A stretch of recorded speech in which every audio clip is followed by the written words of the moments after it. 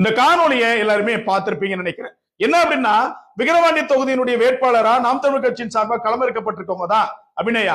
இவங்க இதுக்கு முன்னாடி தருமபுரியினுடைய வேட்பாளராகவே களமிறக்கப்பட்டாங்க. அந்த தேர்தலுடைய முடிவுக்கு பின்பா இவங்க ஒரு கூட்டம் நடத்திருக்காங்க. அந்த கூட்டம் நடத்துறதுல வந்த பேச்சு தான் நீங்க மேல பார்த்த இந்த வீடியோ அப்படிங்கிறது. இதுல அவங்க என்ன சொல்றாங்க பாருங்க, எவ்வளவு கேவலமா ஒரு மனநிலை கொண்டு இருக்கக்கூடிய ஒரு வேட்பாளரா இருக்கிறாங்க. பாட்டாளி மக்கள் கட்சி தோத்ததற்கு காரணம் தான் பாட்டாளி மக்கள் கட்சியினுடைய தோல்வி, அந்த தீய சக்தியினுடைய தோல்வி எனக்கு ரொம்ப ரொம்ப ரொம்ப சந்தோஷத்தை கொடுக்குது, ஆனந்தத்தை கொடுக்குன்னு சொல்லிட்டு அப்படியே ரொம்ப குலுங்கி குலுங்கி சிரிக்கிறாங்க. எனக்கு இதை தாண்டி எனக்கு எந்த சந்தோஷமுமே வேண்டாம்.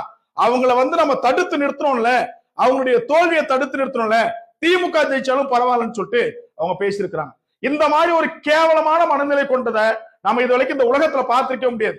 ஏன்னா பாட்டாளி மக்கள் கட்சியினுடைய வேட்பாளரான திருமதி சௌமியா அன்புமணி அவர்கள் தான் தோல்வியற்றதற்கு பின்பாக ஒரு பத்திரிகையாளர் பேட்டி கொடுக்குறாங்க. அதுல அவங்க சொன்னது என்ன தெரியுமா, எதிர்கட்சி